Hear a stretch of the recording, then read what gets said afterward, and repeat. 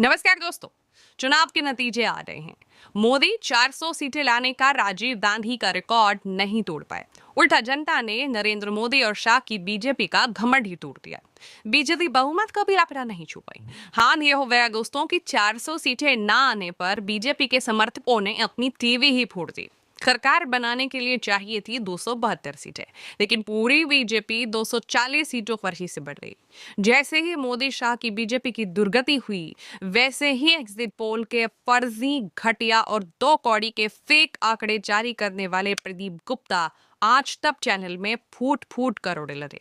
क्यों रोने लगे? क्योंकि पापा बहुमत नहीं ला पाए ना।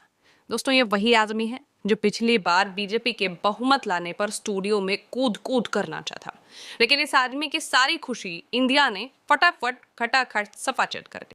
खटाखट खटाखट खटाखट फटाफट फटाफट फटाफट खटाखट खटाखट फटाफट फटाफट फटाफट टनाटन टनाटन टनाटन खटाखट खटाखट खटाखट। राहुल गांधी ने उत्तर प्रदेश में कमाल कर दिया। राहुल गांधी से जब इस धुआंधार प्रदर्शन के बारे में पूछा गया तो उन्होंने कहा कि यूपी ने कमाल कर दिया है। यूपी की जनता से मैं कहना चाहता हूं, आपसे ज्यादा पॉलिटिकल विजडम, मतलब आपने कमाल करके दिखा दिया यूपी के जनता। राहुल गांधी 4 लाख की मार्जिन से रायबरेली में चुनाव जीते। यूपी में इंडिया ने 43 सीटें जीती। मोदी शाह की बीजेपी मात्र 36 सीटों पर सिमट गई।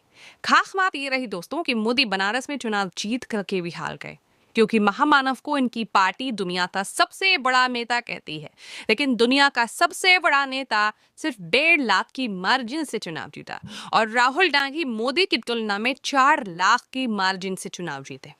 मोदी और शाह ने जिन शिवराज सिंह चौहान को मध्य प्रदेश में सीएम की गद्दी से उतार फेंका था, वो शिवराज सिंह चौहान 8.25 लाख वोटों से चुनाव जीते। मोदी जितने वोट के साथ बनारस से चुनाव जीते हैं, उससे ज्यादा मार्जिन के साथ विपक्ष के दर्जनों नेताओं ने जीत दर्ज कर ली है। मोदी बनारस में ही बौने साबित हो गए।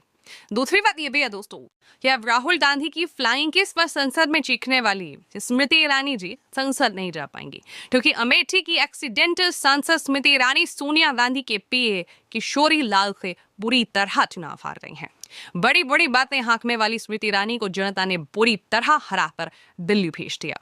प्रियंका गांधी से भी पूछा गया तो प्रियंका गांधी ने कहा कि उन्हें सबसे ज्यादा अपने उत्तर प्रदेश पर गर्व। दोस्तों, सबसे ज्यादा गर्व अपने यूपी पे। यूपी में मोदी के तमाम मंत्री चुनाव हार गए। ढेर सारे ऐसी सीटें हैं जहां बीजेपी की लुटिया डूब गई। 44 सीटों पर इंडिया गठबंधन को शानदार जीत हुई। तो नदीना में अगर हम बात करें, वहां चंद्रशेखर ने सारे अनुमानों को ध्वस्त करके 1,65,000 वोटों के अंतर के साथ जीत दर्ज कर ली। लेकिन इंडिया गठबंधन इतने में कहा मानने वाला था। अब हारने की बारी तो दिग्गजों की थी। वाराणसी के बिल्कुल पास की एक सीट है चंदौली। केंद्रीय मंत्री महेंद्र नाथ पांडे यहां से चुनाव लड़ रहे थे। महेंद्र नाथ पांडे को लगता था कि मोदी है तो मुमकिन है, लेकिन पांडे जी की सीट ही बच गई, चुनाव हार गए। लखीमपुर खीरी में अमित शाह के दुलारे, आंखों के प्यारे टेनी महाराज, याद है ना आपको? जी जी, वही जिनके सुपुत्र में किसानों पर गाड़ी चढ़ा दी थी, थार। वो भी अपनी सीट हार गए। जालौन में भानु प्रताप सिंह वर्मा, तकरेपुर में साध्वी निरंजन ज्योति, मोहनलालगंज में मंत्री कौशल किशोर चुनाव हार गए। मंत्रियों की बात करिए तो अर्जुन मुंडा, राजीव, चंद्रशेखर, कैलाश चौधरी तक चुनाव हार गए। ये सब मोदी जी के मंत्री थे। मोदी इनको भी चुनाव नहीं जिता। आज की तारीख में दोस्तों बीजेपी के पास बहुमत नहीं है, और बहुमत ना होने पर क्या बदला वो भी मैं आपको बताती हूँ। जिन राजनाथ सिंह को मोदी ने अपने माले के भीतर नहीं लिया था, याद आया ना? जी हाँ, जैसे बीजेपी बहुमत से दूर दिखाई दी, राजनाथ सिंह मोदी के बैठे बिना ही कुर्सी पर बैठ गए। अब इसमें कोई बुरी बात नहीं है, लेकिन संदेश तो बहुत छिपे हैं। वाकई ऐतिहासिक चुनाव था, जिसने मोदी जी की लीड को आधे से भी कम कर दिया। तो बिहार में निर्दलीय पप्पू यादव को जिता दिया। नदीना में चंद्रशेखर की मेहनत का सम्मान लोगों ने किया। अच्छा, मैं स्पेशली पप्पू यादव और युवा नेता चंद्रशेखर आजाद के लिए बड़ी खुश हूँ। इनकी मेहनत को जनता ने सच में सराहा है। लोकतंत्र का गला घोटने पर आना बीजेपी, जिसने इंदौर में खेल करके कांग्रेस के प्रत्याशी का नाम वापस करवा दिया था, वहां 2 लाख लोगों ने नोटा कर वोट देकर के बता दिया कि वो लोकतंत्र को शर्मसार करने वाले लोगों के साथ कभी नहीं है। दोस्तों, जनादेश उस गोदी मीडिया के खिलाफ भी है जो एक गठबंधन के आगे घुटनों पर बैठ रही है और दूसरे गठबंधन के नाम का मजाक उड़ाती है, अपमानित कर रही है। ये जनादेश उन तमाम सर्वे एजेंसियों के खिलाफ है जिन्होंने फर्जी एग्जिट पोल के आंकड़े से देश को गुमराह किया। आप जानते हैं, लोगों ने शेयर मार्केट में पैसा लगा दिया और इस फर्जी वाड़े में अपनी सारी कमाई गवा बैठे। ये जनादेश उन चैनल्स के खिलाफ भी है जिन्होंने मोदी को घंटों दिखाया और विपक्ष के लिए एक स्पेस देना भी गैर जरूरी समझा। जाहिर है 4 जून 2024 का यह ऐतिहासिक परिणाम आने वाली तारीखों में याद रखा जाएगा और हर तानाशाही ताकत के सामने आईने की तरह खड़ा होगा।